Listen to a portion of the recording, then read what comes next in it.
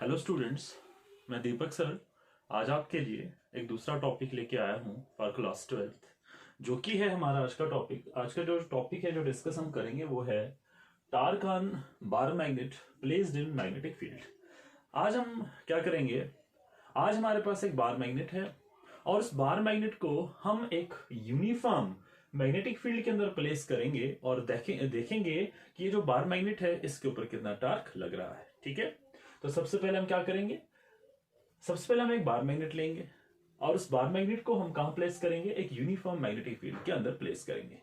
उसके बाद हम देखेंगे कि इस बार मैग्नेट के ऊपर कितना मैग्नेटिक फील्ड लग रहा है। ठीक है, तो ये हमारा आज का जो टॉपिक है, हमने हमारा जो एम है ये करना है। तो सबसे पहले हम सपोज करते हैं, सबसे पहले हम कंसीडर करते हैं कि हमारे पास एक बार मैग्नेट है। तो take a bar magnet NS। तो सबसे पहले हम कंसीडर करते हैं कि हमारे पास एक बार मैग्नेट है NS या SN, हमारे पास एक बार मैग्नेट है। तो take a bar magnet NS।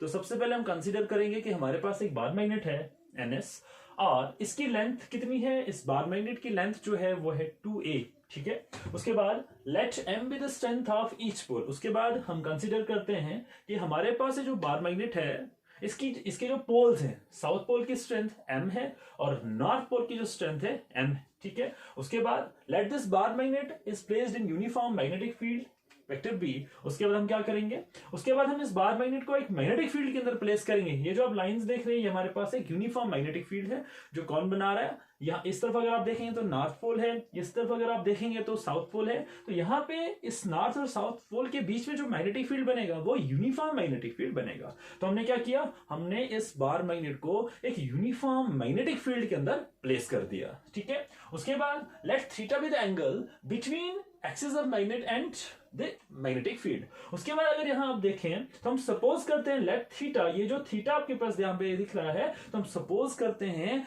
Let theta, ये जो थीटा है ये एंगल है, किसके बीच में एंगल बन रहा है, एक तो बन रहा है हमारा जो ये बार मैग्नेट है। तो let theta with angle between bar magnet and direction of magnetic field. ठीक है, तो ये जो थीटा है ये एंगल है किसके बीच में, एक तो इस बार मैग्नेट और यहां पर जो मैग्नेटिक फील्ड वेक्टर बी है इसके बीच में ये एंगल बन रहा है थीटा। उसके बाद हम क्या करेंगे, उसके बाद हम एक परपेंडिकुलर ड्रा करेंगे, ड्रा परपेंडिकुलर NA। ठीक है, तो उसके बाद हम एक परपेंडिकुलर ड्रा करेंगे, draw NA perpendicular on magnetic field vector B। ठीक है, तो draw NA perpendicular to magnetic field vector B and अगर आप देखें तो ये जो SA है, ये जो SA बेस है, ये जो SA है ये पैरेलल होगा, किसके पैरेलल में होगा, इस मैग्नेटिक फील्ड के बिल्कुल पैरेलल में रहेगा। उसके बाद अब हम देखते हैं, देखिए यहां पे साउथ पोल है और यहां पर नॉर्थ पोल है और यहां पे हमारे पास यूनिफॉर्म मैग्नेटिक फील्ड है। सबसे पहले यूनिफॉर्म मैग्नेटिक फील्ड क्या होता है, देखिए हम कह सकते हैं the magnetic field in a region. तो यूनिफॉर्म मैग्नेटिक फील्ड क्या होता है, देखिए ये हमारे पास एक स्पेस है, ये हमारे पास एक रीजन है। तो हम कहेंगे the magnetic field in a region is said to be uniform. तो हम कहेंगे हमारे पास जो रीजन है, जो स्पेस है, यहां पर जो मैग्नेटिक फील्ड है वो यूनिफॉर्म है if it has same magnitude, अगर यहां पर सेम मैग्नीट्यूड हो और सेम डायरेक्शन हो। मतलब अगर हम इस यूनिफॉर्म मैग्नेटिक फील्ड के अंदर अगर हम कोई ऑब्जेक्ट प्लेस करते हैं, फॉर एग्जांपल अभी हमने यहां बार मैग्नेट को प्लेस कर रखा है, अगर इस बार मैग्नेट के अंदर, अगर इस बार मैग्नेट के ऊपर सेम मैग्नीट्यूड लगता है और सेम डायरेक्शन लगती है, मतलब इस बार मैग्नेट के ऊपर फोर्स लग रही है और हर जगह पर सेम फोर्स लग रही है और वो फोर्स जो है अगर वो सेम डायरेक्शन में लगेगी तो हम कहेंगे वो है यूनिफॉर्म मैग्नेटिक फील्ड। तो अब हम देखेंगे कि इस बार मैग्नेट का जो साउथ पोल है, इस साउथ पोल पर कितना फोर्स लग रहा है due to this magnetic field vector B, और साथ में ये भी देखेंगे ये जो साउथ पोल है, इस साउथ पोल के ऊपर कितना मैग्नेटिक फील्ड लग रहा है due to this magnetic field. ठीक है, तो लिखेंगे, तो सबसे पहले फोर्स ऑन नॉर्थ पोल। तो देखेंगे इस बार मैग्नेट का जो नॉर्थ पोल है इसके ऊपर कितना फोर्स लग रहा है। अगर आप देखें तो यहां पे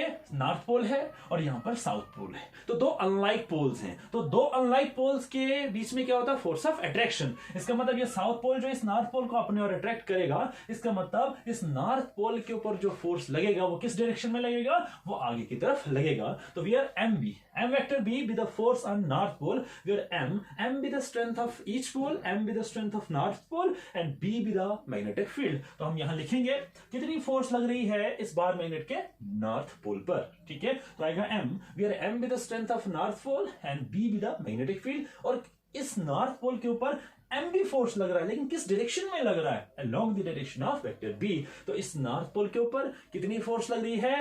एम वेक्टर बी। और किस डायरेक्शन में लग रही है? उसी डायरेक्शन में लग रही है जो मैग्नेटिक फील्ड की डायरेक्शन है।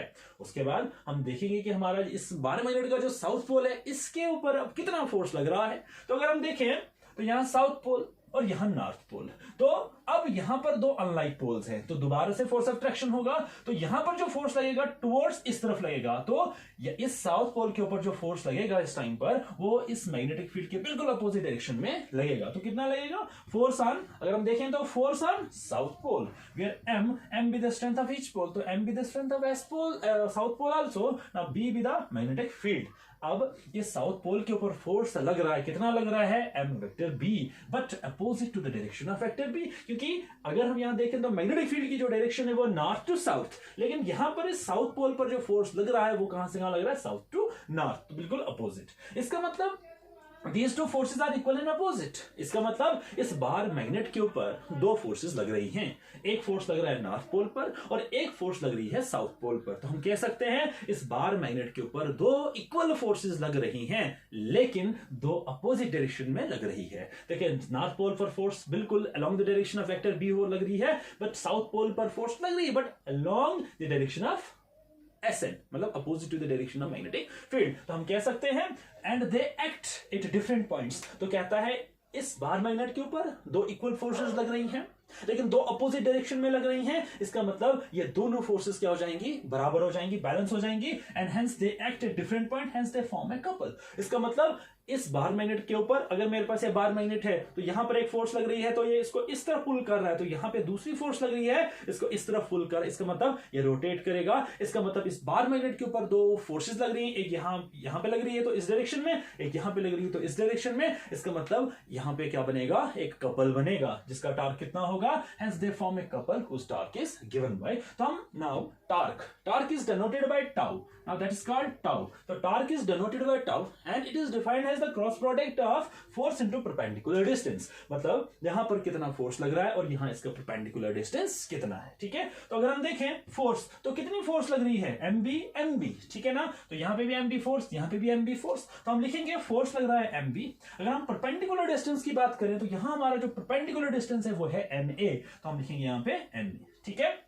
यहां पर na हमारा है तो इसको मानेंगे हम फर्स्ट इक्वेशन। अब हम क्या करेंगे? अब हम इस na की वैल्यू निकालेंगे, ठीक है। तो फ्रॉम ट्राइंगल ns से तो हम यूज करेंगे ट्राइंगल nsa, ठीक है। तो हम यूज करेंगे ट्राइंगल nsa और कैलकुलेट करेंगे इस परपेंडिकुलर की वैल्यू कितनी होगी, ठीक है।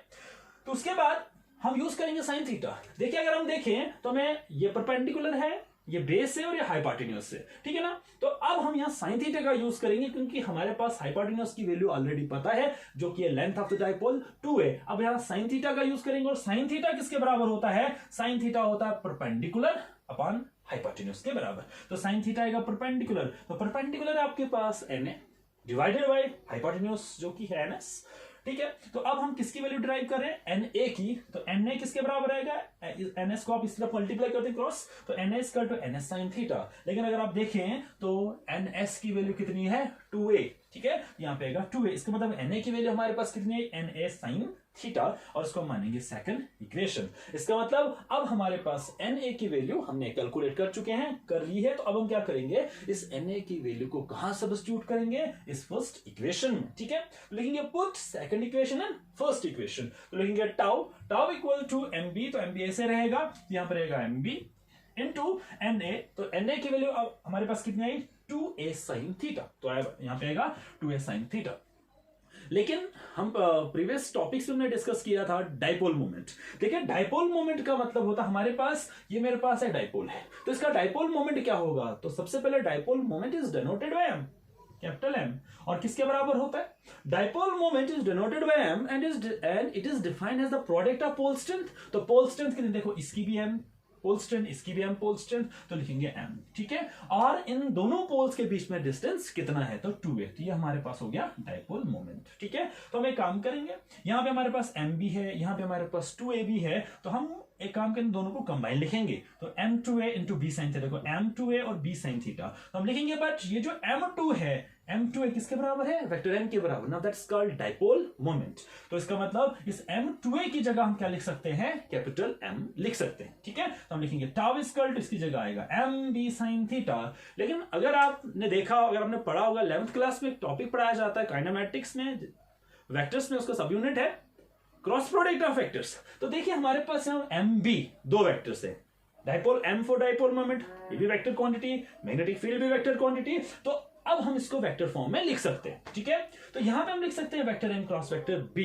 ऐसा क्यों लिखा, देखिए दो वेक्टर्स का जो क्रॉस प्रोडक्ट होता है, मतलब इन दोनों का, दो वेक्टर्स का जो क्रॉस प्रोडक्ट होता है वो उन्हीं दोनों वेक्टर्स के मैग्नीट्यूड के प्रोडक्ट के बराबर होता है, और इन दोनों के बीच में लिया जाता है एंगल sin थीटा। तो ये हमारा आ गया रिक्वायर्ड टार्क। तो ये इतना टार्क लगेगा इस डाइपोल के ऊपर जब आप इस डाइपोल को कहां प्लेस करेंगे, एक यूनिफॉर्म मैग्नेटिक फील्ड में प्लेस करेंगे। Thank you.